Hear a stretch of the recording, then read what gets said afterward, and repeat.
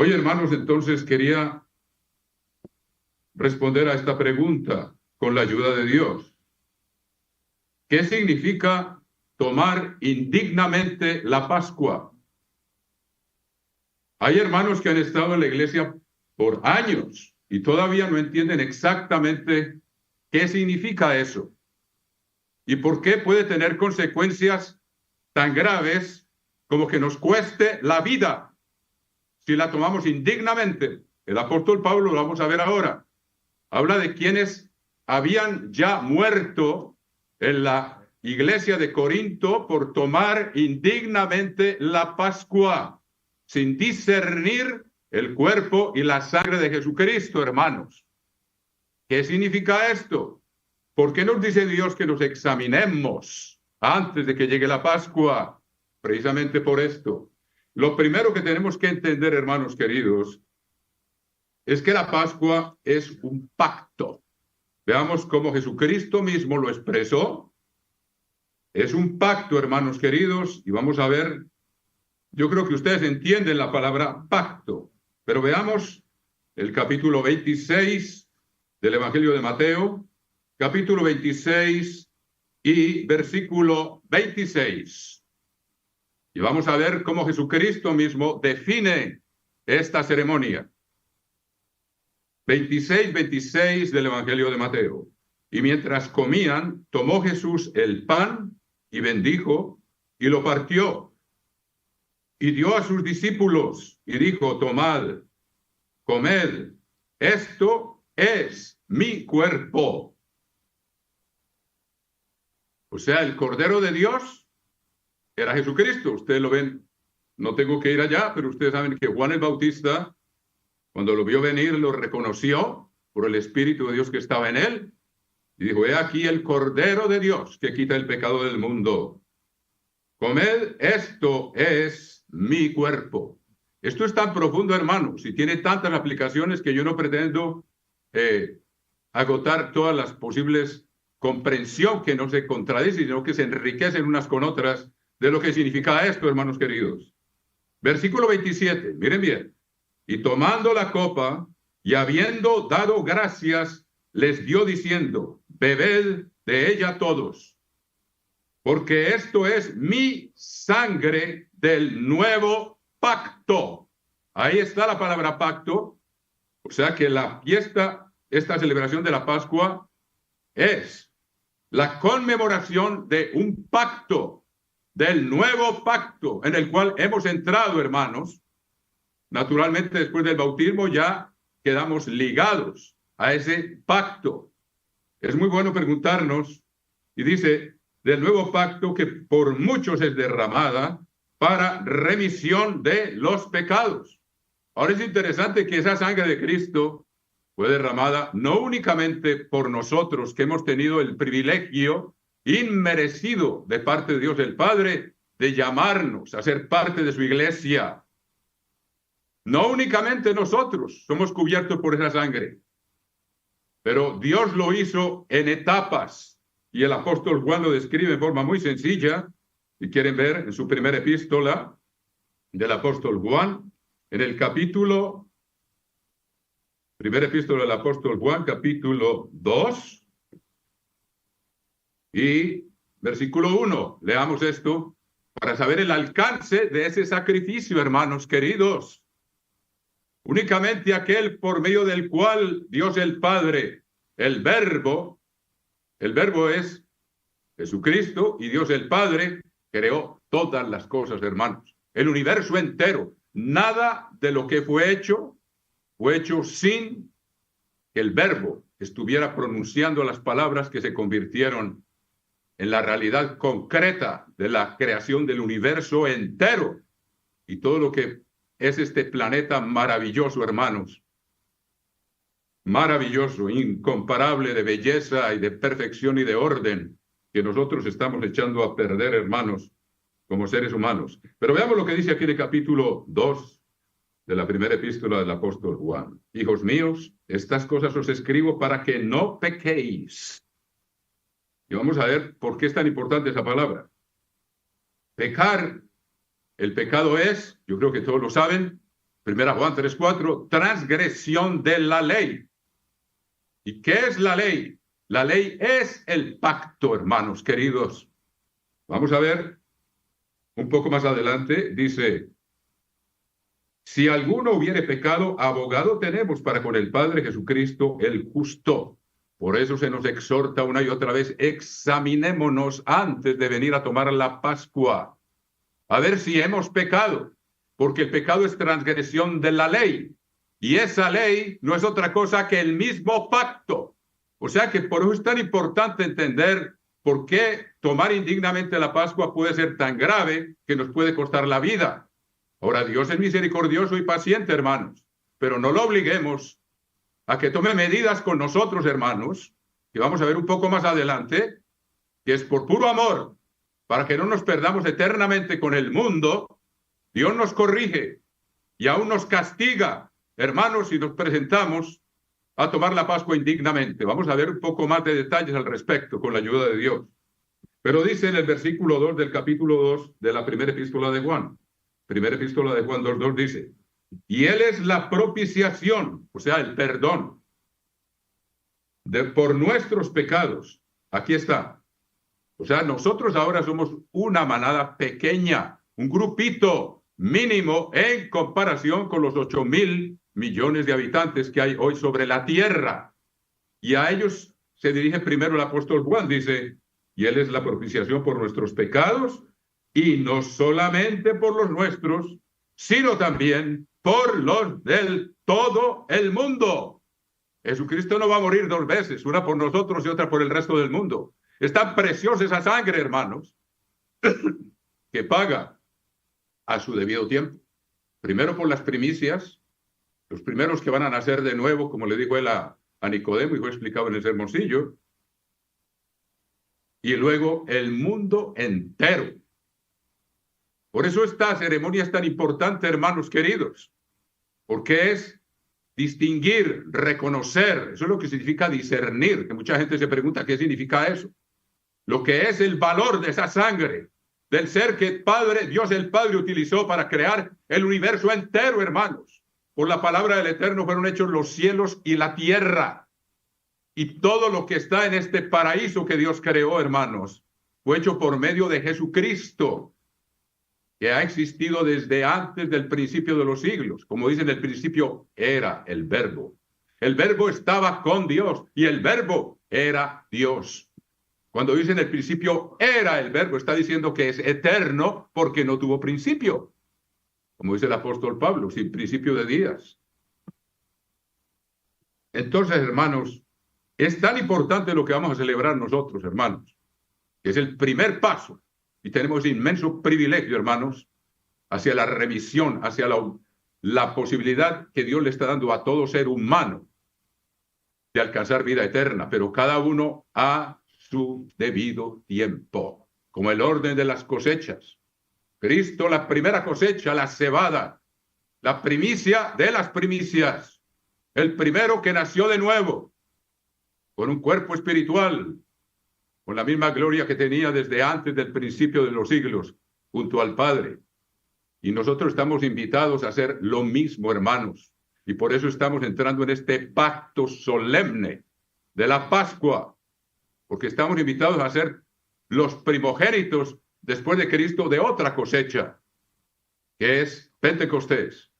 Jesucristo está simbolizado por la cebada, que es lo primero que se maduraba en la Tierra Santa, y Él fue el primero que salió de la tierra, maravillosamente representado así, como Dios creó las cosechas físicas para enseñarnos el plan maravilloso que tiene con nosotros. Son 3 cosechas, esencialmente. Jesucristo es las primicias de la primera, que es la cebada que se presentaba al día siguiente que él haber resucitado, o sea, el domingo, el primer día de la semana, se presentaba esa ofrenda mecida.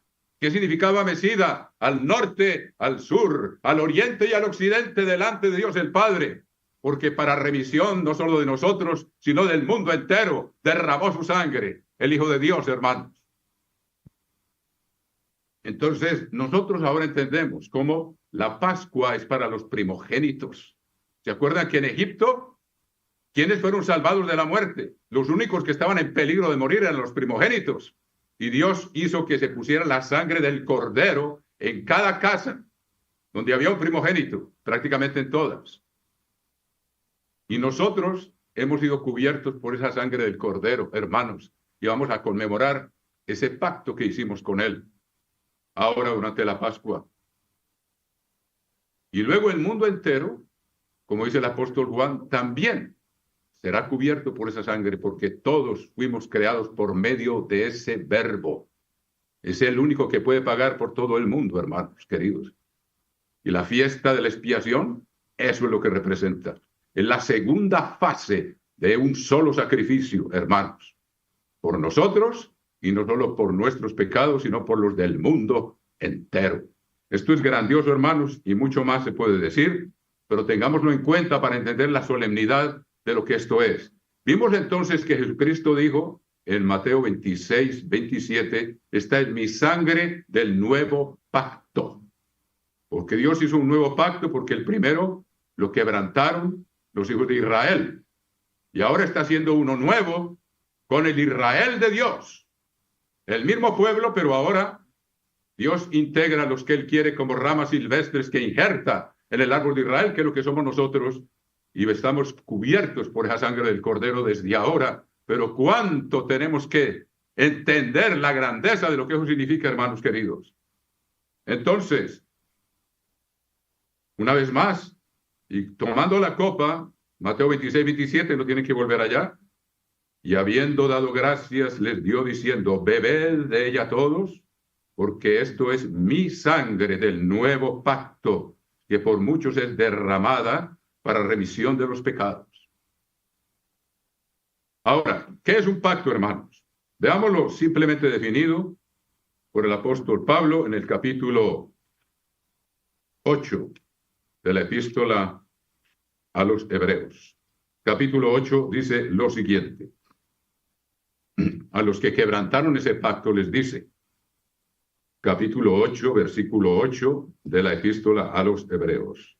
Porque reprendiéndolos dice, he aquí vienen días, dice el Señor, en que estableceré con la casa de Israel y la casa de Judá un nuevo pacto.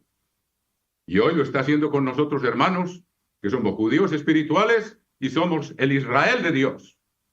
Pero al principio del milenio Dios va a empezar ese nuevo pacto con los descendientes físicos de Israel y de Judá. Ahora lo está haciendo con nosotros, que somos judíos espirituales y somos el Israel de Dios. He aquí vienen días, dice el Señor, en que estableceré con la casa de Israel y en la casa de Judá un nuevo pacto. No como el pacto que hice con sus padres el día que los tomé de la mano para sacarlos de la tierra de Egipto, porque ellos no permanecieron en mi pacto. Y yo me desentendí de ellos, dice el Señor. Por lo cual este es el pacto que haré con la casa de Israel.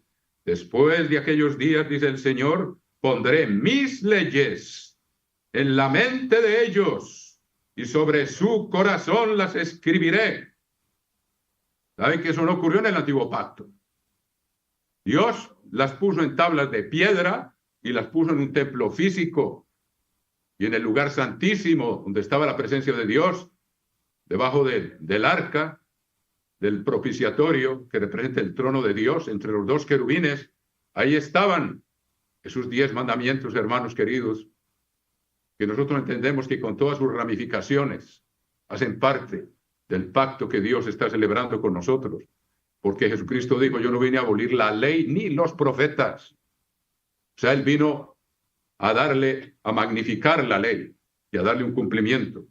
Entonces, hermanos, no como el pacto que hice con los padres el día que los tomé de la mano para sacarlos de la tierra de Egipto, porque ellos no permanecieron en mi pacto. Dios nos advierte a nosotros, hermanos. Y yo me desentendí de ellos, dice el Señor, por lo cual este es el pacto que haré con la casa de Israel después de aquellos días. Y aquí estamos nosotros, hermanos, siendo el cumplimiento de estas palabras. Dice el Señor, pondré mis leyes en la mente de ellos y sobre su corazón las escribiré. Y seré a ellos por Dios, y ellos me serán a mí por pueblo. Y ninguno enseñará a su prójimo y ninguno a su hermano, diciendo, conoce al Señor. Ahora, ¿qué significa esto? ¿Quiere decir que no puede haber un ministro también, como Dios ordena que haya, y que tenemos todos? Todos necesitamos ayuda e instrucción.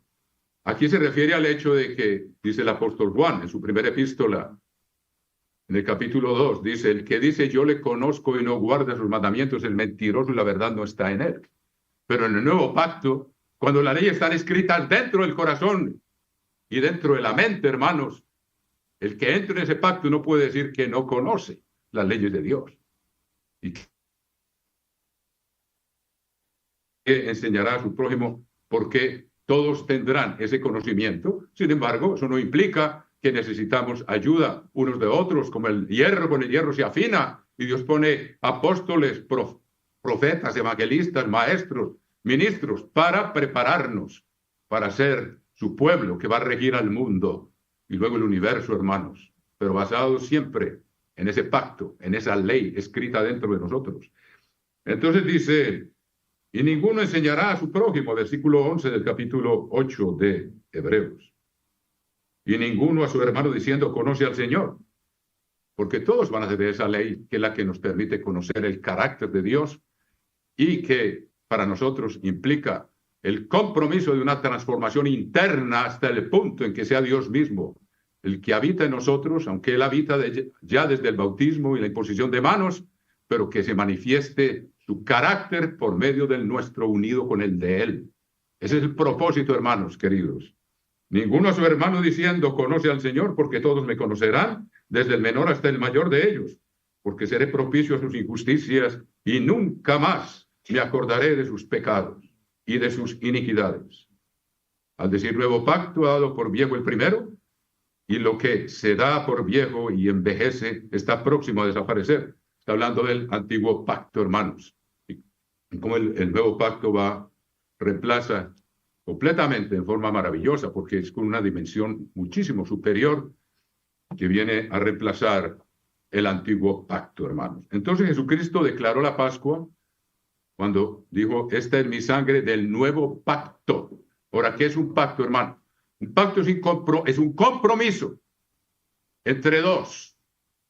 Puede ser dos personas o puede ser un grupo y un rey, lo que sea, pero es un compromiso que tiene dos elementos. ¿Y qué quiere decir? Miremos el ejemplo de cómo se inició el primer pacto, que era figura de lo que habría de ser el nuevo pacto, en el cual verdaderamente se cumpliría el propósito supremo de Dios. Eso era una sola figura de lo que Dios iba a hacer, porque el apóstol Pablo nos dice que antes del principio de los siglos Dios prometió vida eterna.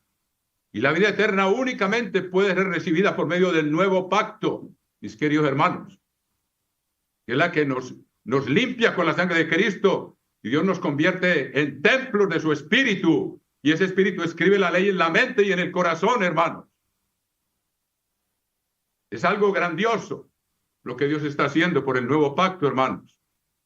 Por eso el viejo ya está. Ya ha pasado, hermanos. Y ahora estamos en el nuevo, que es el que va a cumplir el propósito que Dios se hizo desde antes de empezar a crear el universo. Dios ya tenía en mente el deseo de transmitir su vida eterna a un pueblo que habría de ser uno con Él, una misma familia, hermanos. Solo por medio del nuevo pacto que nos transforma interiormente, hermanos, y que nos permite asimilar el carácter mismo de Dios. A esos Dios les promete vida eterna para siempre, con íntima relación en su familia con Dios el Padre y Jesucristo, hermanos. Todo eso depende de que guardemos esta fiesta como Dios lo ordena. Entonces veamos el capítulo 24 del libro del Éxodo, cómo se celebró el primer pacto. Y vamos a ver que tiene unos parecidos que nos sirven para entender lo que es el nuevo pacto. Capítulo 24 del libro del Éxodo. Capítulo 24, empezamos a leer el versículo 1 del libro del Éxodo. Dijo el Eterno a Moisés, sube ante el Eterno tú y Aarón. Ahora aquí ya Dios había pronunciado los 10 mandamientos, ya había pronunciado los juicios, que ahora vamos a ver qué significa eso. Los juicios son las decisiones que se toman cuando se infringe los mandamientos. Eso es lo que significa. Entonces, después de haber dado esas leyes, Dios le dice, ahora vamos a confirmar, a ver, que el pueblo entre a ser parte de este pacto. Pero ahí no iba Dios todavía a dar el Espíritu, no iba a engendrar con la semilla de la vida eterna, y no iba a escribir las leyes en la mente y en el corazón, convirtiéndonos en templo de su presencia, sino que estaba con ellos. En el nuevo pacto está dentro de nosotros, hermanos queridos. Como dice Isaías, hablando de Dios, ¿a quién miraré? Al que es pobre y humilde de espíritu y tiembla a mi palabra. Eso es lo que Dios quiere de nosotros, hermanos. En medio de este mundo que nos enajena o trata de robar nuestra atención continuamente. Capítulo 24 del libro del Éxodo dice, dijo el Eterno a Moisés, sube ante el Eterno tú y Aarón, Nadab y Abiú. Estos eran los hijos mayores de Aarón que después murieron por haber traído un fuego extraño al lugar santísimo, hermanos queridos. Y 70 de los ancianos de Israel os inclinaréis desde lejos. Pero Moisés solo se acercará al Eterno, y ellos no se acerquen, ni suba el pueblo con él. Y Moisés vino y contó al pueblo todas las palabras del Eterno y todas las leyes. Recuerden que el pueblo le pidió a Moisés, por favor, cuando Dios terminó los 10 mandamientos, dijo Moisés, le dijo el pueblo, por favor, habla tú con Dios y luego nos dices a nosotros que vamos a morir. Fue tanto el poder que Dios puso que temblaba el monte y temblaba todo ese desierto donde estaba el pueblo. Tal la potencia, hermanos queridos, que el pueblo temblaba y decía, si Dios sigue hablando con nosotros, vamos a morir. Y Dios le dijo a Moisés, precisamente para eso lo hizo Dios, para que no pequéis. Les hizo ver la potencia de su poder, para dejarles bien claro en su mente. Y a los 40 días, hermanos, ya estaban adorando un becerro. Y no digamos nosotros, bueno, eso lo hicieron ellos, yo nunca lo voy a hacer. No nos engañemos, hermanos. No nos engañemos. Si no mantenemos encendida la lámpara, encendido el fuego en el altar, si no mantenemos encendida la presencia de Dios en nosotros, hermanos, podemos caer en eso y en algo peor. Y hay una advertencia sobre eso también. Y Moisés vino y contó al pueblo todas las palabras del Eterno. Todo lo que viene después de los 10 mandamientos, ya Moisés se los contó, que son las leyes y los juicios. Los juicios son las decisiones que se toman cuando hay una transgresión de los últimos 6 mandamientos, hermanos. Y los estatutos se refieren principalmente a los 4 primeros, que es nuestra relación con Dios. Y los 6 últimos, nuestra relación con el prójimo, que ambos son esenciales a los ojos de Dios. Y Moisés vino y contó al pueblo todas las palabras del Eterno y todas las leyes. Y todo el pueblo respondió a una voz y dijo, haremos todas las palabras que el Eterno ha dicho. Cuando nosotros fuimos bautizados, eso fue lo que dijimos, aunque no lo hayamos articulado en la misma forma, pero establecimos un compromiso al entender que la sangre de Cristo nos borraba todos los pecados, pero no para darnos permiso de seguir pecando, como enseña el falso cristianismo, hermanos, sino para morir al pecado, para crucificar el viejo hombre y dejar que sea Cristo el que vive en nosotros. Eso es lo que significa ese pacto, es un pacto de transformación interna, hermanos queridos. Y Moisés escribió todas las palabras del Eterno, y levantándose de mañana edificó un altar al pie del monte, y 12 columnas según las 12 tribus de Israel. Y aquí estamos nosotros, hermanos. Muy factible, 12 columnas según las tribus, porque habla Dios de 144,000 primicias, por algo será. Y envió jóvenes de los hijos de Israel. Aquí todavía no habían adorado el becerro. O sea que los hijos primogénitos de las familias de Israel, Dios quería que estuvieran involucrados en su culto, en los sacrificios. Pero después, hermanos, de que todo el pueblo se dejó arrastrar, excepto los hijos de Leví, Dios dijo, ya nadie de ellos se va a acercar a mí. Cuando Dios construyó el tabernáculo, prohibía la entrada solo a lo que se llama el atrio. Hasta ahí podía llegar la gente, pero más adentro no podían llegar. Y que se metiera moría, si no era hijo de Aarón. Y los levitas podían estar en la parte de afuera. Y aquí Dios les permitió a los hijos jóvenes, porque Dios quería que los hijos primogénitos fueran los sacerdotes. Pero cuando alguien no cumple el propósito de Dios, Dios lo desecha y llama a otro. Leví significa juntarse. Eso fue lo que dijo Lea cuando tuvo a Leví. Dijo, ahora mi marido se juntará conmigo porque le he dado 3 hijos. Rubén, Simeón, Leví. Ya era el tercero. Eso es lo que significa Leví. Asombrosamente, hermanos. Todas esas palabras están ahí por una razón.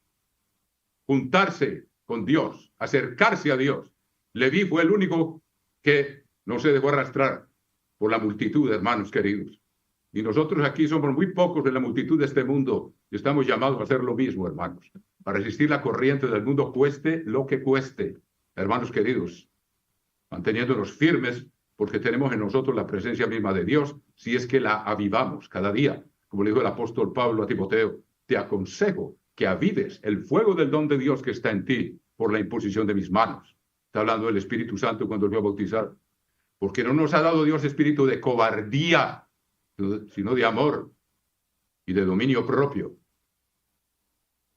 Y envió jóvenes de los hijos de Israel, los cuales ofrecieron holocaustos y becerros como sacrificios de paz al Eterno.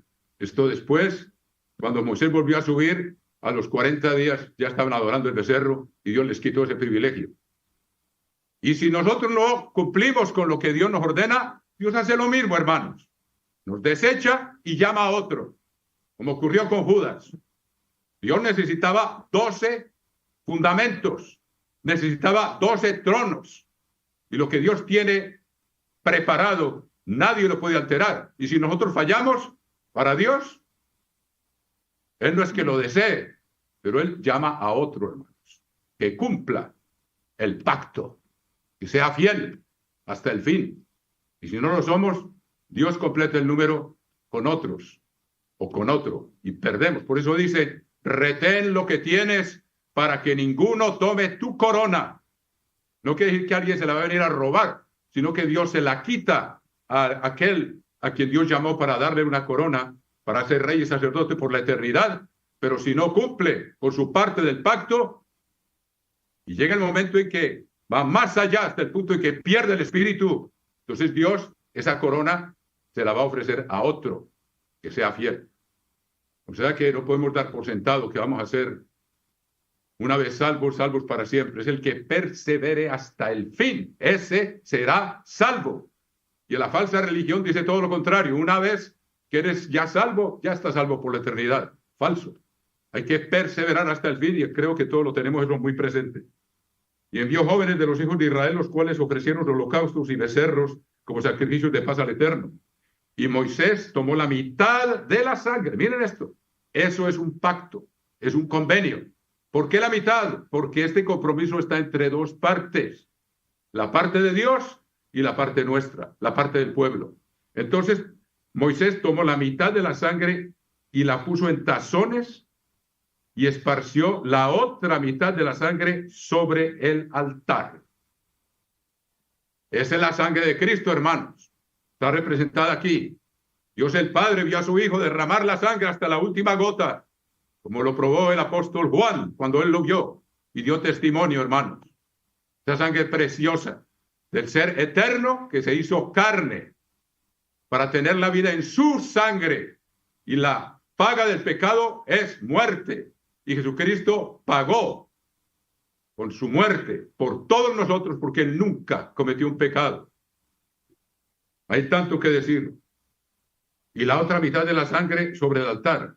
Versículo 7. Y tomó el libro del pacto, o sea, donde están los 10 mandamientos y todas las leyes, y lo leyó a oídos del pueblo, el cual dijo, haremos todas las cosas que el Eterno ha dicho y obedeceremos. Ese es el pacto en el cual nosotros hemos entrado, hermanos. Una vez que hemos sido bautizados y lo celebramos en la Pascua. Entonces Moisés tomó la sangre y roció sobre el pueblo. ¿Qué pasa? ¿Qué es un pacto? Como les digo, es un convenio entre 2, pero es un convenio de vida o muerte. ¿Dónde está la vida? La vida está en la sangre. La paga del pecado es muerte. O sea que tiene uno que dar su propia sangre si persevera en el pecado. Pierde el privilegio del pacto. Y Dios llama a otro, como ya les expliqué, hermanos. Entonces Moisés tomó la sangre y roció sobre el pueblo y dijo, he aquí la sangre del pacto que el Eterno ha hecho con vosotros sobre todas estas cosas. Ahí está. O sea que la mitad de la sangre la derramó sobre el altar en la parte del sacrificio de Cristo. Y la otra mitad la esparció sobre el pueblo. Y fíjense que el apóstol Pedro, en su primera epístola, hace referencia a esto. ¿Y qué significa eso? De que somos rociados con la sangre de Cristo. Fíjense y verá el paralelo aquí. En el capítulo 1, versículo 2 de la primera epístola del apóstol Pedro. Capítulo 1, versículo 2. Elegidos según la presciencia de Dios, en Padre, en santificación del Espíritu. O sea, Dios tenía un plan, hermanos. Pero muchos creen que los nombres que Dios tenía en mente desde antes de la creación del mundo son los que tenemos ahora, hermanos. Hay que entender un poquito de qué se trata, porque hay gente, y Dios dice, al que persevere, lo dice claramente, no borraré su nombre del libro de la vida. O sea que hay la posibilidad de que que se ha borrado el nombre. Y al que no persevere, Dios le borra el nombre y se lo da a otro, hermanos. Le da a otro la oportunidad, la corona, el oficio. Y el nombre representa una función y un oficio. Ese es otro tema que me puedo detener en él ahora. Elegidos según la presciencia de Dios Padre en santificación del Espíritu. Una vez que Dios nos da el Espíritu, hermanos, nos aparta del mundo. Ya le pertenecemos a Él. Y se inicia una obra de transformación interna hasta el punto en que reflejemos el carácter mismo de Dios y de su Hijo, como dijo el apóstol Pablo, con Cristo estoy crucificado y ya no vivo yo, sino Cristo vive en mí. Ahí está, hermanos. Ese pacto, ese es el objetivo de ese pacto, la transformación de todo el que entra en ese nuevo pacto, que recibe esa simiente de vida eterna y la presencia misma de Dios dentro de nosotros. Y tenemos que ser fieles y diligentes para que se lleve a cabo ese progreso o ese proceso, perdón, hermano, de crecimiento espiritual de Cristo en nosotros y que cada vez más esta naturaleza nuestra sea ejecutada, por decirlo así, por el poder de Dios, para que ya no reine el pecado en nosotros, hermanos queridos. Ese es el pacto que estamos celebrando. Elegidos según la presencia de Dios, Padre, en santificación del Espíritu, para obedecer. ¿Qué hizo Moisés? Cogió la otra parte de la sangre y la roció sobre el pueblo. Y el pueblo dijo, obedeceremos. Vamos a hacer todo lo que Dios dice. O sea que entramos en un pacto muy serio. Y ahora es el nuevo pacto, según el cual esas leyes están escritas dentro de nosotros, hermanos, y tenemos que vivir de acuerdo con eso. En términos sencillos, para no hacer la cosa muy complicada, hermanos, tomar la Pascua indignamente es estar transgrediendo uno de esos mandamientos que Dios escribe en la mente y en el corazón y no haberse examinado delante de Dios con oración y ayuno. Dios no dice que sea obligatorio, pero nosotros debemos ser diligentes y no haberse examinado a ver si está infringiendo alguno de los puntos de ese pacto. Eso es tomar indignamente la sangre de Cristo y el cuerpo de Cristo. No haberse examinado para ver si estoy obedeciendo el pacto, las leyes, hermanos queridos. Y fíjense que Dios mismo define el pacto en el capítulo 4 del libro de Deuteronomio. Él mismo dice que es el pacto. Aquí dice, en el cual nos comprometemos desde el bautismo y luego lo confirmamos con la Pascua, hermanos. No que se renueve en la Pascua como a veces se ha creído erróneamente, sino que se recuerda. ¿Qué dijo Jesucristo? Cuantas veces hicieres estas cosas, las haréis en memoria mía. Una vez que entramos en ese pacto, hermanos, no hay vuelta atrás. Por eso no hay renovación de pacto. Hay que mantenerlo vivo y mantenerse fieles hasta el fin, porque con la sangre de Cristo no se juega. Se toma en serio. Entonces, en esencia, si entendemos lo que es un pacto, así como Moisés sacrificaron animales que eran figura del sacrificio de Cristo, Jesucristo mismo se sacrificó para hacerlo una realidad, que era una transformación de todo el que entrara en ese pacto, una transformación interna que tiene que tener efecto dentro de nosotros día a día, manteniéndonos en armonía con esa ley que Dios ha escrito dentro de nosotros, hermanos. Entonces, Tomar indignamente la Pascua es ser infiel a ese pacto e ir a sentarse y tomar la Pascua, sin caer en cuenta lo que costó el darnos esa oportunidad, hermanos, tomarla a la ligera, sin ser conscientes plenamente del compromiso que tenemos delante de Dios. Y fíjense que el pacto, al fin y al cabo, las leyes son las mismas. El nuevo pacto no es que Dios escribe nuevas leyes. Dice, escribiré mis leyes. La ley de Dios es eterna. Usted lo puede leer en el capítulo 111 del libro de los Salmos. La ley de Dios es la expresión de su carácter y Dios es eterno. Manténgame la manito ahí. Y vamos el Salmo 111, por favor, hermanos queridos, para que vean que eso no se renueva. Hay que reavivarlo. Dice, capítulo 111 del libro de los Salmos, versículo 7. Las obras de sus manos son verdad y juicio. Fieles son todos sus mandamientos, afirmados eternamente. O sea, siempre han existido, así como Dios siempre ha existido. Los mandamientos son expresión de su carácter perfecto. Y por eso lo escribe dentro de nosotros, porque tiene que haber una transformación continua. Y si no, nos estancamos, hermanos, y se apaga el fuego. Es peligroso. Acuérdense de las vírgenes necias, hermanos.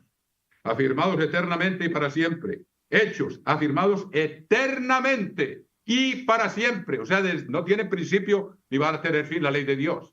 Y ahora Él escribe dentro de nosotros, hermanos, y le da una dimensión todavía más profunda por medio de su espíritu. Hechos en verdad y en rectitud. Redención ha enviado a su pueblo. Para siempre ha ordenado su pacto. Y fíjense, en el capítulo 4 del libro del Deuteronomio, dice, en el versículo 13, Deuteronomio 4:13, y Él os anunció su pacto, el cual os mandó poner por obra, lo mismo que a nosotros, hermanos, los 10 mandamientos, y los escribió en 2 tablas de piedra. ¿Cuál es la diferencia con el nuevo pacto? Ya lo vimos, los escribe en el corazón y en la mente. Y hay una figura muy hermosa aquí en el capítulo 3 de la segunda epístola a Corintios, creo que es segunda epístola a los Corintios, capítulo 3, dice,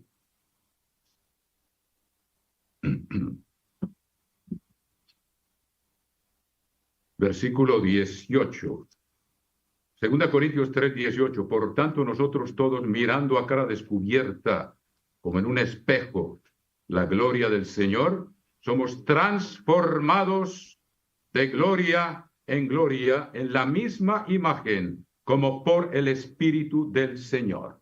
El apóstol Pablo dice que el antiguo pacto no podía ser perfecto, o sea, los que habían entrado en ese pacto, porque Dios no les estaba mostrando cómo se van a perdonar los pecados, porque el pueblo estaba en pecado. Dios les dio la ley para que empezaran a guardarla, pero Él no ofreció todavía ese sacrificio supremo de Cristo. Aunque algunos que recibieron el Espíritu, Dios llama las cosas que no son como si fueran. Moisés tenía el Espíritu de Dios. ¿Por qué? Porque Jesucristo se ofreció desde antes de la fundación del mundo. Él ya se había ofrecido voluntariamente a redimirnos. Y a unos pocos en el antiguo pacto, Dios les dio ese privilegio. Y a nosotros ahora, que no somos muchos en comparación con toda la humanidad, pero somos muy pocos. Dios nos ha dado ese privilegio tan enorme y precioso, hermanos, de ser transformados de gloria en gloria en la misma imagen. O sea que esa es la Pascua, hermanos. Es la conmemoración de un pacto hecho ya no por la sangre de machos cabríos, y en que la mitad de la sangre se derramó sobre el altar y la otra mitad se esparció sobre la gente, y que el apóstol Pedro, ya les dije, usa esa misma imagen para decir que nosotros ahora hemos entrado en un nuevo pacto y somos rociados por la sangre de Cristo para obedecer, como dijo el pueblo. Sí, obedeceremos todo lo que el Señor dijo, y vimos que no perseveraron. Y Dios finalmente dio por terminado ese pacto. Y en el capítulo... ¿Dónde era lo que yo iba a decir? En fin. Ahora bien, hermanos, entonces, espero que les quede bien claro. La sangre de Cristo nos purificó de nuestros pecados. Entonces, tomar indignamente esa sangre, hermanos, para que pudiera entrar el Espíritu en nosotros, Él nos lavó, para que Dios pudiera escribir sus leyes en la mente y en el corazón. Pero si estamos siendo infieles a ese compromiso, mis queridos hermanos, si no nos examinamos minuciosamente a la luz de la palabra de Dios y de su Espíritu, podemos estar tomando indignamente la Pascua simplemente porque estamos faltando a uno de esos mandamientos que constituyen el nuevo pacto, que es el mismo de antes, con una gran diferencia, que ahora está escrito dentro de nosotros, hermanos, y no tenemos excusa. Esa es la diferencia. Entonces, en términos sencillos, tomar indignamente la Pascua es estar transgrediendo el pacto, que es la obediencia a los 10 mandamientos, irse a sentar y tomar ese cuerpo de Cristo que le costó, hermanos. Dios lo hizo pecado para llevar el pecado de todos nosotros, el que nunca pecó. Miramos cómo el apóstol Pedro, esa es la escritura que estaba buscando aquí, hermanos. Primera epístola del apóstol Pedro, versículo 2, 1, 2. Elegidos según la presciencia de Dios, o sea, un plan que Dios ya tenía en mente, hermanos, desde antes del principio de los siglos. Y sin embargo hizo un primer pacto físico para que nos sirviera de figura, para entender un poquito el nuevo pacto, que es el que está haciendo ahora, y es por medio del nuevo pacto que Dios nos infunde vida eterna. El antiguo pacto no incluía eso, hermanos queridos. Por eso es tan importante el bautismo en el nombre del Padre, del Hijo y del Espíritu Santo, no porque sea una persona, lo sabemos muy bien, sino porque es un elemento esencial del nuevo pacto, por medio del cual Dios nos engendra como hijos, por medio del cual Dios escribe sus leyes en la mente y en el corazón, por medio del cual Dios nos permite perseverar hasta el fin y ser salvos, si somos fieles y diligentes, hermanos. 1:2 del apóstol Pedro, elegidos según la presencia de Dios, Padre, en santificación del Espíritu. Ya Dios nos aparta. Santificar quiere decir apartar. Entre los 8,000 millones, Dios aparta a este grupito, la pequeña manada, en santificación del Espíritu, o sea, los que se han arrepentido y han entrado en ese pacto que le costó la sangre a Jesucristo. Él pagó. La paga del pecado es muerte. Y nosotros todos estamos condenados a muerte, pero Él asume todos nuestros pecados para poder que nosotros recibamos el don de la vida eterna, hermanos. Elegidos según la presencia de Dios, Padre, en santificación del Espíritu para obedecer y ser rociados con la sangre de Jesucristo, gracia y paz os sean multiplicadas. Ahí está, lo que hizo Moisés. Primero derramó la parte que le correspondía a Dios, la sangre de su Hijo, y parte de esa sangre también la roció sobre el pueblo, como quien dice, ustedes están entrando en un pacto de sangre con Dios. Quiere decir, si no cumplimos la parte que nos corresponde a nosotros, que es comprometernos a obedecer, como dice aquí, y ellos dijeron, sí, obedeceremos, se los acabo de leer en el capítulo 24 del libro del Éxodo. Si no permanecemos en esa obediencia, hermanos, y crecemos en ella, hermanos, dice, para obedecer y ser rociados por la sangre de Jesucristo, paz os sean, gracia y paz os sean multiplicados. Vamos a leer las instrucciones que el apóstol Pablo dio a la iglesia de Corinto, pero en esencia, recuerden, hermanos, Jesucristo dijo, esta es mi sangre del nuevo pacto. Ahora, veamos también aquí, y esto lo podemos repetir un poco más adelante, pero fíjense, cuando se trata de discernir ese cuerpo, fue el sacrificio que Dios mismo hizo de su propio Hijo. Y Él, por medio del cual fue creado el universo entero, hermanos, se hizo carne. Y la vida de toda carne está en la sangre. Ahí está la vida. Y la paga del pecado es muerte. O sea que hay que entregar la sangre cuando transgredimos. Jesucristo jamás transgredió y tomó sobre sí todos nuestros pecados. Mira lo que dice aquí. 1 Pedro, capítulo 2, versículo 21, del apóstol Pedro, 2:21.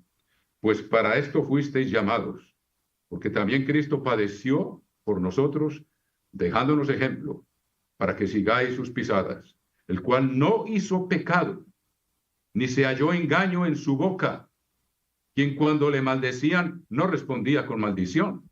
Este es el ejemplo para nosotros. A nadie devolváis mal por mal, nos dice el apóstol Pablo en el capítulo 12 de Romanos. Cuando padecía no amenazaba, sino encomendaba la causa al que juzga justamente, quien llevó él mismo nuestros pecados en su cuerpo, sin nunca haber cometido. Dios le puso todos los pecados nuestros encima a él, hermanos. O sea que si nosotros no estamos guardando ese pacto, no estamos tomando en serio. Y el sacrificio que hizo su Hijo, haberse convertido en carne y hueso con la vida en su sangre para poder dar la vida y morir por nuestros pecados, hermanos. Hay que entender eso.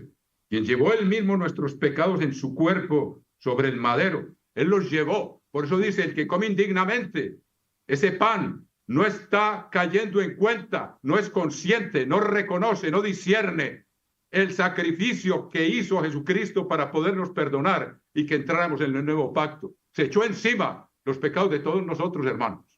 El que nunca había pecado. Y fíjese la forma tan poderosa como Dios expresa eso por medio del apóstol Pablo, el capítulo 5 de 2 Corintios. Dice, capítulo 5, versículo 21. Ahí está. Capítulo 5, versículo 21. Al que no conoció pecado por nosotros, lo hizo pecado. Aquí dice el apóstol Pedro, el cual no hizo pecado, ni se halló engaño en su boca, quien cuando le maldecían, y en el versículo 24 dice, quien llevó él mismo nuestros pecados en su cuerpo, sobre el madero, para que nosotros, estando muertos a los pecados, vivamos a la justicia. Tenemos que tomarlo muy en serio. Es una guerra a muerte contra el pecado, hermanos queridos. Vivamos a la justicia, que son los mandamientos de Dios, y por cuya herida fuisteis sanados, porque vosotros erais como ovejas descarriadas, pero ahora habéis vuelto al pastor y obispo de vuestras almas. ¿Verdad que tenemos que ser muy cuidadosos, hermanos? Una vez más, 2 Corintios 5:21, al que no conoció pecado, por nosotros lo hizo pecado, para que nosotros fuésemos hechos justicia de Dios en él, con un gran propósito. Entonces tenemos que estar cumpliendo esa parte nuestra, hermanos queridos. Esa parte que nos corresponde. Vamos a ver 1 Corintios capítulo 11, hermanos queridos. Hay todavía muchas preguntas que los hermanos tienen. Aquí responderemos algunas y luego, con todo cariño, responderemos las que no hayan quedado claras o que no hayamos podido responder en esta ocasión. En el capítulo 11 de la primera epístola a los Corintios, el apóstol Pablo se dirige aquí a la iglesia de Dios en Corinto.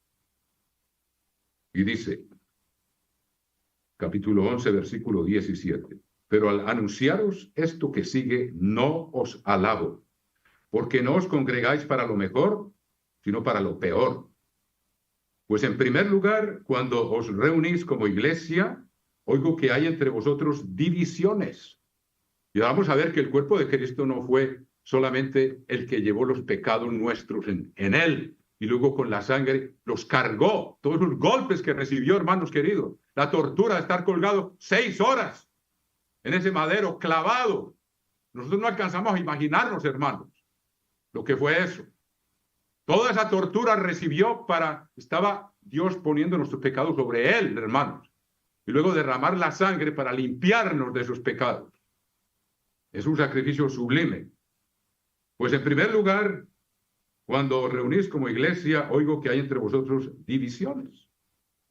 Y aquí entra el tema del otro aspecto de lo que es el cuerpo de Cristo. No es solo ese cuerpo que estuvo clavado en esa cruz, que fue torturado, golpeado, aún antes de ser crucificado, que le pusieron una corona de espinas y con una caña le pegaban en la cabeza para clavarle las espinas en el cráneo, hermanos queridos. Y con látigos, con pedazos de hueso y de metal, le desgarraron el cuerpo entero y aún su cara, de modo que fue completamente desfigurado. Todo eso recibió por nosotros, hermanos. Y como era el que había hecho todo, por medio de él se hizo todo. Al Dios poner esta concentración de dolor en él, está poniendo los pecados del mundo entero, hermanos, sobre él. Si no discernimos eso y lo tomamos a la ligera, hermanos, Imaginemos cuán grave es eso, hermanos.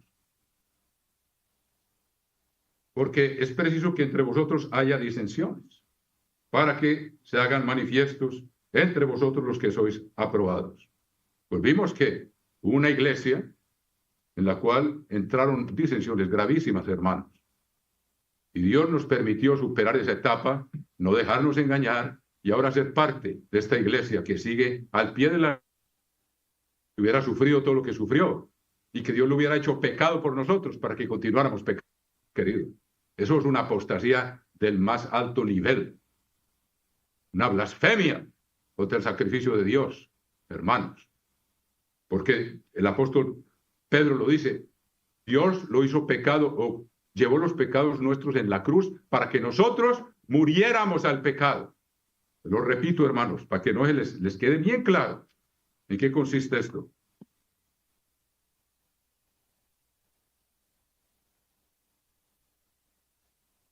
Aquí está, el capítulo 2, dice, el capítulo 2, versículo 24. Quien llevó él mismo nuestros pecados en su cuerpo sobre el madero, para que nosotros, estando muertos, oiga, muertos a los pecados. A los pecados hay que matarlos, hermano, hay que negarse a sí mismo y crucificarlos. El viejo hombre que se quede enterrado en el agua. Vivamos para que nosotros, estando muertos a los pecados, vivamos a la justicia, o sea, a la obediencia, y por cuya herida fuisteis sanados. O sea que esa misma herida de él, por la cual él fue traspasado, fuimos sanados espiritual y físicamente, hermano. Dios promete sanarnos de nuestros pecados. A veces permite para probarnos y enseñarnos, hermanos, que tengamos que sufrir males en nuestro cuerpo. Dios lo permite para un propósito superior, pero muchas veces Dios sana, porque Jesucristo cargó en su cuerpo no solo nuestros pecados, sino nuestras dolencias y nuestras enfermedades, que son consecuencia del pecado. Todo se lo echó encima, hermanos. Eso es lo que hay que discernir. Si yo voy a comer ese pan y no estoy consciente de eso, lo que costó que yo pudiera entrar en el nuevo pacto y poder recibir vida eterna, si lo tomo a la ligera y aún estoy infringiendo el pacto, hermanos, es muy peligroso, me puede costar la vida. Porque cuando en un pacto una parte no cumple con ella, tiene que pagar con su propia sangre. Eso es lo que es un pacto. Por eso la sangre fue rociada. Como quien dice, ustedes están comprometiendo a obedecer la parte que Dios hizo. Y si no la obedecemos, pagamos con nuestra propia sangre, mis queridos hermanos, con nuestra propia vida. Ahora Dios es misericordioso y sabe que fallamos, pero no podemos volver a vivir en pecado hasta el punto, hermanos, en que hagamos afrenta al Espíritu de Dios. Porque cuando pecamos, el Espíritu de Dios en nosotros, como dice el apóstol Pablo, se constriñe, se entristece. No afligéis, no contristéis al Espíritu con el pecado. Y si alguien lo contrista y sigue viviendo en pecado, llega un momento en que el Espíritu se va y queda 2 veces muerto aunque esté vivo, hermanos, y ya no hay regreso. Ya Cristo no va a volver a vivir por nosotros si llegamos a ese extremo. Esto es muy serio, hermanos. Y se lo voy a leer. Dice una vez más, quien llevó él mismo nuestros pecados en su cuerpo sobre el madero, para que nosotros, estando muertos, fíjense que es muerte, pues una lucha a muerte con el pecado. Por eso dice, niégate a ti mismo, toma tu cruz y sígame. Sígueme. Que es tomar la cruz, es crucificar el pecado, hacerlo morir, como dice claramente el libro de los Gálatas. Y por cuya herida fuisteis sanados. Eso implica sanidad física y sanidad espiritual. ¿Cómo podemos saber eso?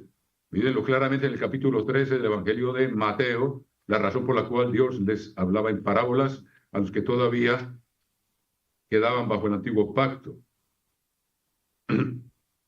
Versículo 13 del capítulo 13 del Evangelio de Mateo. Por eso les hablo en parábolas, porque viendo no ven y oyendo no oyen ni entienden. Estoy leyendo Mateo 13 y ahora versículo 14. De manera que se cumple en ello la profecía de Isaías que dijo, de oído oiréis y no entenderéis, y viendo veréis y no percibiréis, porque el corazón de este pueblo se ha engrosado, y con los oídos oyen pesadamente, y han cerrado sus ojos, para que no vean con los ojos, y oigan con los oídos, y con el corazón entiendan, y se conviertan, y yo los sane. De sanidad espiritual. Pero Dios también promete sanidad física, porque Él llevó también nuestras dolencias y nuestras enfermedades. Y Dios promete en el Salmo 103 que Él nos perdona. Como dice, alma mía, bendice al Eterno y no olvides ninguno de sus beneficios. Él es el que perdona todas sus iniquidades y el que te sana de todas tus dolencias. Ahí está esa promesa y hay que creer en ella. Dios sabe cuándo la aplica, hermanos queridos. Entonces volvamos otra vez al 1 Corintios capítulo 11, hermanos queridos. 1 Corintios capítulo 11, y vamos a ver unas cuantas cosas aquí que el apóstol Pablo nos enseña. Pero al anunciaros esto que sigue, no os alabo, porque no os congregáis para lo mejor, sino para lo peor. Pues en primer lugar, cuando reunís como iglesia, oigo que hay entre vosotros divisiones, y en parte lo creo. Jesucristo murió para que fuéramos uno con Él y uno con el Padre. Recuerden cuál fue su última oración, hermanos. Padre, que sean uno como nosotros somos uno. Amaos los unos a los otros, hermanos. Y vamos a ver ahora unos ejemplos, si Dios nos permite, con el tiempo. Porque es preciso que entre vosotros haya disensiones para que se hagan manifiestos entre vosotros los que son aprobados. Gracias a Dios que nos dio el Espíritu y la fortaleza para no dejarnos engañar por la apostasía, y estamos aquí. Cuando pues os reunís vosotros, esto no es comer la cena del Señor, porque al comer cada uno se adelanta a tomar su propia cena, y uno tiene hambre y otro se embriaga. Entonces, ¿qué está diciendo el apóstol Pablo aquí? Que en el nuevo pacto, a pesar de que Jesucristo cuando instituyó la Pascua, lo hizo después de haber comido el Cordero Pascual con los discípulos. Está celebrando la Pascua del antiguo pacto. Pero al final, después de comer, con el pan y el vino, instituyó la Pascua del nuevo pacto. Y los corintios creían que ellos tenían que volver a repetir una cena. Y comían y bebían. Y después, cuando iban a tomar el cuerpo y la sangre de Cristo, ya algunos estaban medio borrachos o borrachos. Y no entendían qué era lo que estaban haciendo, hermanos. Esa es otra forma de no discernir el cuerpo de Cristo. La primera y la más importante de todas, y también se aplica a esta, es cuando no discernimos el cuerpo de Cristo, quiere decir que no estamos cumpliendo el compromiso hecho con el pacto que representa los 10 mandamientos. Estamos cometiendo alguno de esos pecados. Eso es lo que significa no distinguir y no discernir. Es no tener en cuenta lo que Dios ha mandado. Porque al comer cada uno se adelanta a tomar su propia cena, y uno tiene hambre y otro se embriaga. Quiere decir que los corintios estaban celebrando la Pascua, primero que todo, con una cena. Y unos se llenaban y otros tenían hambre. Y hasta unos se embriagaban, hermanos, tomaban demasiado vino. Y también está escrito en la ley que no debemos tomar vino antes de entrar en la presencia de Dios, hermanos. Y aquí estamos en la presencia de Dios. Entonces era una costumbre griega que cada uno, así como los padlocks aquí, pero es distinto, cada uno traía su propia comida y no la compartían con los demás. Y así se manifestaban en parte esas divisiones que había. Y llegaban los pobres y no tenían mucho que traer, y los otros ya estaban llenos, y ya casi no quedaba nada para los que eran pobres. Y los ricos estaban llenos, y además tal vez estaban tomando demasiado vino. Y después iban a celebrar la Pascua, cuando ya tenían perdido el discernimiento por mucho comer, porque eso embota la mente también, o mucho beber, y los otros estaban con hambre, porque tal vez no tenían cómo haber traído algo, y los que tenían no les importaba. Entonces había divisiones, no había esa unidad del cuerpo que debe caracterizar nuestras relaciones, hermanos, como iglesia. Pues, ¿qué? ¿No tenéis casas en que comáis y bebáis? ¿Qué quiere decir esto?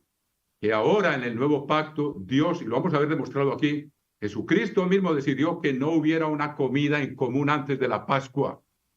Y se lo enseñó a Pablo personalmente. Vamos a verlo aquí. Porque no tenéis casas que comáis y bebáis, o menospreciáis la iglesia de Dios y avergonzáis a los que no tienen nada. ¿Qué os diré? Os alabaré, en esto no os alabo. Entonces los que eran ricos, aparte, se comían lo que ellos mismos habían traído. Y no estaban pensando en compartir con los demás.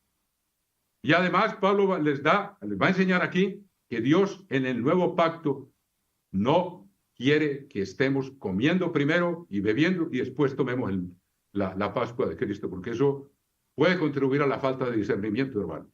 Y le quita solemnidad. Y fíjate lo que dice aquí, versículo 23. Porque yo recibí del Señor, y recuerde que Pablo fue instruido por Jesucristo en Arabia, después de que él fue derribado a tierra y se arrepintió y fue bautizado.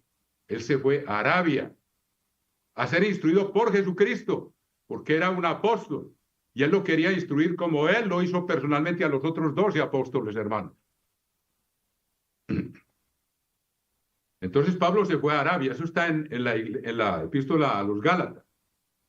Y Jesucristo mismo, en persona, porque Pablo dijo, yo cuando fui a Jerusalén, después de haber estado en Arabia, hay gente que cree que fueron 3 años, yo no sé, hermano, no está como claro el texto, poco importa. El hecho fue que fue instruido personalmente por Jesucristo, así como instruyó a los otros apóstoles, hermano.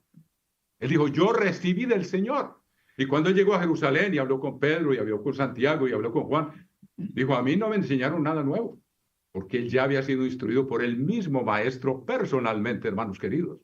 Y fíjense cómo él le instruyó de cómo se debía guardar la Pascua. Y no menciona que se debía primero una cena o comer un cordero pascual, como algunos hoy pretenden que se debía hacer. No, el cordero pascual está representado en ese pan, hermanos. Ya no hay necesidad de tomar un cordero pascual. Cristo le estaba poniendo fin a la Pascua del antiguo pacto e instaurando la del nuevo pacto. Y es clara la instrucción, y el Señor Arthur lo entendió perfectamente, que es una ceremonia que debe estar desprendida de una comida.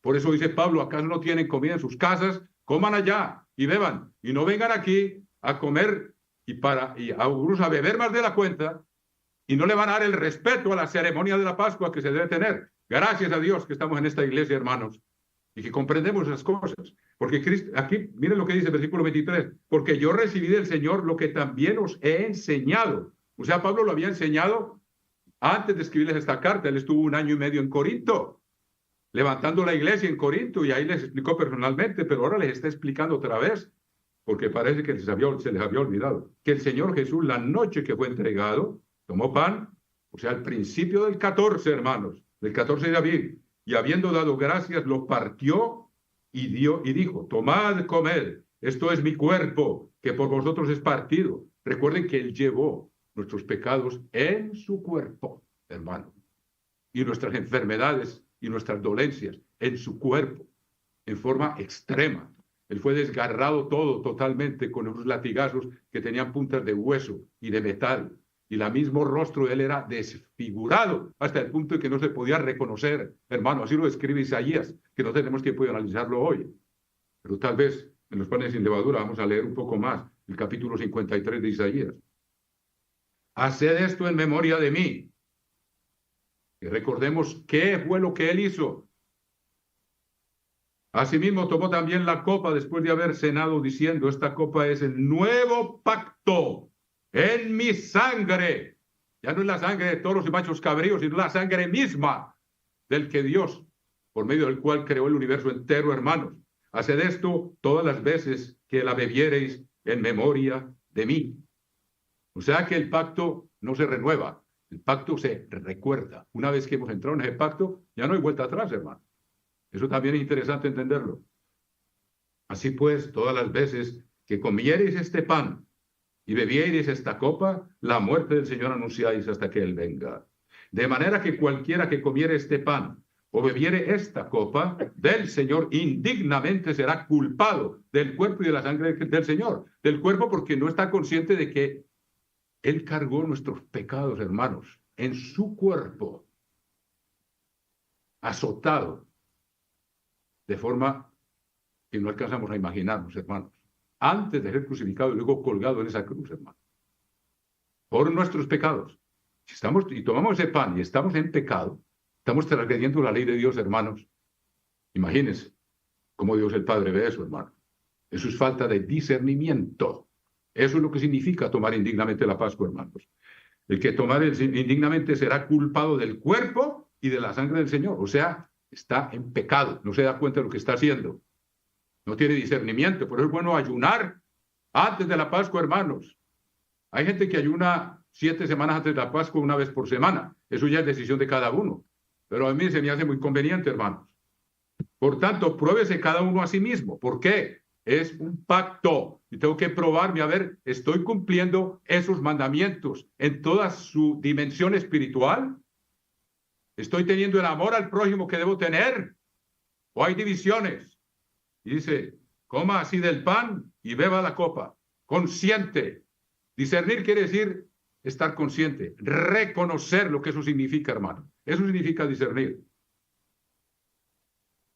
El que llevó nuestros pecados en su cuerpo. Y si yo estoy en pecado, tomando esa Pascua, viendo que Él murió para que nosotros muriéramos al pecado, estoy tomando indignamente la Pascua. Eso es lo que significa, hermanos.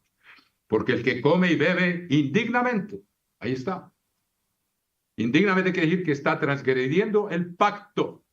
Y come y bebe, vea la conclusión, sin discernir el cuerpo del Señor, sin entender, Él llevó los pecados míos sobre su cuerpo, y lo que sufrió es difícil de describir, hermanos.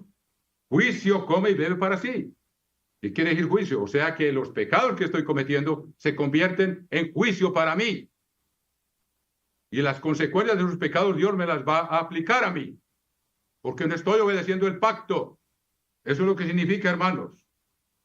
Por lo cual hay muchos enfermos y debilitados entre vosotros y muchos duermen. A algunos les costó la vida, porque está escrito. Un pacto es un pacto de sangre, quiere decir, esta parte que es Cristo derrama toda su sangre hasta la última gota, cuando fue traspasado por la lanza.